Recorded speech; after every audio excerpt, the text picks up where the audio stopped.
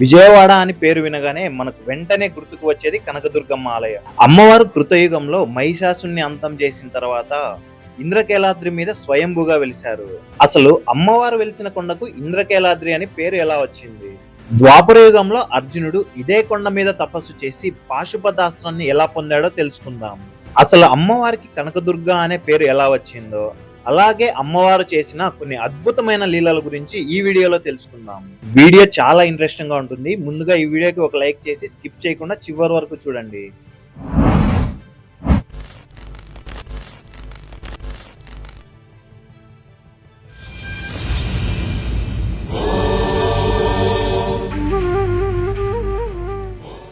అమ్మవారు వెలిసిన కొండకు ఇంద్రకీలాద్రి అనే పేరు ఎలా వచ్చిందో తెలుసుకుందాం. కృతయుగానికి పూర్వం ఒక యక్షుడు ఉండేవాడు. అతని పేరే కీలుడు. అతను అమ్మవారికి ఒక ఘోర తపస్సు చేస్తాడు. ఆ తపస్సుకు మెచ్చిన అమ్మవారు ప్రత్యక్షమయ్యి ఏం వరం కావాలో కోరుకో అని అడుగుతుంది. అప్పుడు కీలుడు అమ్మవారిని ఎప్పుడూ తన హృదయ స్థానంలోనే ఉండమని కోరుకుంటాడు. అప్పుడు దుర్గాదేవి కీలుడితో ఇలా అంటుంది, నువ్వు కొండలాగా ఇక్కడే వెలిసి ఉండు. నేను మహిషాసుని అంతం చేసిన తర్వాత ఇక్కడే స్వయంభూగా వెలుస్తానని వరమిస్తుంది. ఆ తరువాత మహిషాసురుడు అనే భయంకరమైన రాక్షసుని వధించి అమ్మవారు మహిషాసుర మర్దిని రూపంలో కీలాద్రిపై వెలుస్తుంది. అమ్మవారు వెలిసినప్పుడు కోటి సూర్యుల కాంతితో వెలిగిపోతూ ఉండడం వలన అమ్మవారికి కనకదుర్గ అనే పేరు వచ్చింది. ఇంద్రుడు ఇంకా మిగతా దేవతలు అమ్మవారిని ఇక్కడికొచ్చి పూజించడం వల్ల ఈ కొండకి ఇంద్రకీలాద్రి అని పేరు వచ్చింది. అలాగే ద్వాపర యుగంలో అర్జునుడు ఇదే కొండ మీద తపస్సు చేసి పాశుపతాస్త్రాన్ని ఎలా పొందాడు? పాండవులు అరణ్యవాసం చేస్తున్న సమయంలో తారకవన అనే స్థలానికి వస్తారు. శ్రీకృష్ణుడి ఆజ్ఞ మేరకు అర్జునుడు పాశుపతాస్త్రాన్ని పొందడానికి ఇంద్రకీలాద్రిపై శివుడికి తపస్సు చేస్తాడు. అప్పుడు శివుడు ఒక వేటగాడి రూపంలో అర్జునుడు ముందుకు వచ్చి తనతో మల్లయుద్ధం చేసి గెలవమని పరీక్షిస్తాడు. అప్పుడు అర్జునుడు తనకున్న శక్తితో ఇంకా భుజబలంతో మారువేషంలో ఉన్న శివుడితో యుద్ధం చేస్తాడు. అర్జునుడి పరాక్రమాన్ని చూసిన శివుడు అలాగే తన శక్తికి మెచ్చి శివుడు తన యథారూపంలోకి వచ్చేస్తాడు. తరువాత పాశుపతాస్త్రాన్ని అర్జునుడికి ఇస్తాడు. కురుక్షేత్ర యుద్ధంలో అర్జునుడు బతకడానికి ఈ పాశుపతాస్త్రం ఎంతో ఉపయోగపడింది. ఈ అస్త్రాన్ని ఉపయోగించి అర్జునుడు ఎవరిని చంపాడో తెలుసుంటే కామెంట్ చేయండి. అలాగే ఈ స్టోరీ గురించి ఎవరైనా పూర్తిగా తెలుసుకోవాలనుంటే కూడా కామెంట్ చేయండి.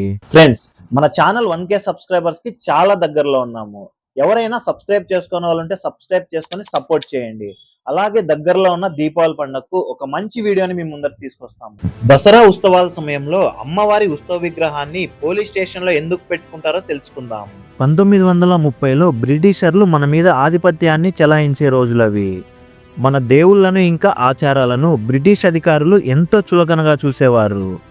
అక్కడే పని చేస్తున్న మన వాళ్ళు అమ్మవారి మహిమల గురించి మాట్లాడుకుంటూ ఉంటారు. అది విన్న ఒక బ్రిటిష్ ఎస్ఐ అక్కడికి వచ్చి నవ్వుతూ అమ్మవారిని ఎంతో హేళన చేస్తూ మాట్లాడతాడు. అక్కడున్న అధికారులు ఎంత చెప్పినా వినకుండా అమ్మవారిని అవహేళన చేస్తూనే ఉన్నాడు. అలా మాట్లాడిన రోజే ఆ బ్రిటిష్ అధికారికి ఒక సంఘటన ఎదురైంది. ఆ అధికారి డ్యూటీ పూర్తి చేసుకొని ఇంటికి వెళ్ళి తన భార్య ఇంకా 4 పిల్లల్ని చూడగానే తన ఒళ్ళంతా చెమటలు పట్టి భయంతో వణికిపోతాడు. ఎందుకంటే వాళ్ళందరికీ మశూచి వ్యాధి సోకింటుంది. అది ఎంత భయంకరమైన వ్యాధి అంటే అది సోకిన ప్రతి 10 మందిలో 3-4 చనిపోతారు. అది చూసిన ఆ బ్రిటిష్ అధికారికి తను చేసిన తప్పేంటో తెలిసొచ్చింది. వెంటనే ఆ అధికారి ఇంద్రకీలాద్రికి పరిగెత్తుకుంటూ వెళ్ళి తను చేసిన తప్పుని క్షమించమని వేడుకుంటాడు. తిరిగి ఇంటికి వచ్చి చూడగానే తన భార్యకి ఇంకా 4 పిల్లలకి ఆ మశూచి వ్యాధి తొలగిపోయి ఉంటుంది. అప్పటి నుంచి ఆ బ్రిటిష్ అధికారి అమ్మవారికి ఒక భక్తుడిలాగా మారి తను పని చేస్తున్న పోలీస్ స్టేషన్లోనే అమ్మవారికి ఉత్సవాలు జరిపించాడు. ఆ స్టేషన్ ఇప్పుడున్న బెజవాడలో 1 టౌన్ పోలీస్ స్టేషన్. ఎన్నో ఏళ్లు గడిచిపోయినా ఈ ఆచారాన్ని 1 టౌన్ పోలీస్ స్టేషన్ వారు ఆచరిస్తున్నారు. 1955లో ఒక రిక్షా అతనికి అమ్మవారు స్వయంగా ఎలా సహాయం చేశారో తెలుసుకుందాం. 1955 అర్ధరాత్రి 12:30 కావస్తుంది. మారుతి టాకీస్కి దగ్గరలో వెంకన్న అనే ఒక రిక్షా కార్మికుడు ఉన్నాడు. అదే సమయంలో ఒక పెద్దావిడ ఎర్ర చీర కట్టుకొని నుదిటి మీద పెద్ద బొట్టు పెట్టుకొని అక్కడికి వస్తుంది. అప్పుడు వెంకన్నతో, నాయనా ఇంద్రకీలాద్రి దగ్గరికి వస్తావా అని అడుగుతుంది. అప్పుడు వెంకన్న ఆ పెద్దావిడని రిక్షా ఎక్కించుకొని ఇంద్రకీలాద్రి వైపు వెళ్తూ ఉంటాడు. చిమ్మ చీకట్లో తను తొక్కుతున్న రిక్షా శబ్దం, అలాగే పక్కనే ప్రవహిస్తున్న కృష్ణానది నీటి అల్లజడి శబ్దం తప్ప ఇంకేమీ వినిపించవు. అప్పుడు వెనక కూర్చొని ఉన్న పెద్దావిడ వెంకన్నతో ఇలా అంటుంది, దుర్గమ్మ అర్ధరాత్రి పూట ఊరి సంచారం చేస్తూ ఉంటుందని అంటారు కదా, నీకు ఏమి భయం వేయదా అని వెంకన్నను అడుగుతుంది. అప్పుడు వెంకన్న ఏ తప్పు చేయని ఎవ్వరైనా ఆ అమ్మ దగ్గరికి వెళ్ళడానికి ఎందుకు భయపడతారని సమాధానమిస్తాడు. అలా మాట్లాడుకుంటూ ఇంద్రకీలాద్రికి చేరుకుంటారు.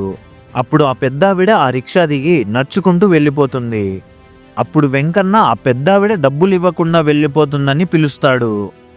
అప్పుడు ఆవిడ వెనక్కి తిరిగి ఒక చిన్న చిరునవ్వుతో నీ తల బాగా చూసుకో అని చెప్పి కొంచెం ముందుకు నడుచుకుంటూ వెళ్ళి మాయమైపోతుంది. వెంకన్న తన తల బాగా తీసి చూస్తే ఒక బంగారు గాజు ఇంకా 10 రూపాయలు ఉంటాయి. దీంతో తన రిక్షా ఎక్కింది సాక్షాత్తు ఆ దుర్గమ్మ తల్లి అని తెలుసుకొని ఎంతో ఆనందంతో ఏడుస్తాడు. కాలజ్ఞానం ప్రకారం బ్రహ్మంగారు చెప్పినట్టు కృష్ణానది ఉప్పొంగి ఆ నీరు అమ్మవారి ముక్కు పుడకను తాకిన వెంటనే యుగాంతం వస్తుందని నమ్ముతారు. మీరు ఎవరైనా నమ్మితే కామెంట్ చేయండి. వీడియో నచ్చితే తప్పకుండా ఒక లైక్ చేసి మీ ఫ్రెండ్స్ అండ్ ఫ్యామిలీ మెంబర్స్కి షేర్ చేయండి. ఇంకో మంచి ఇంట్రెస్టింగ్ స్టోరీతో మన నెక్స్ట్ వీడియోలో కలుసుకుందాం.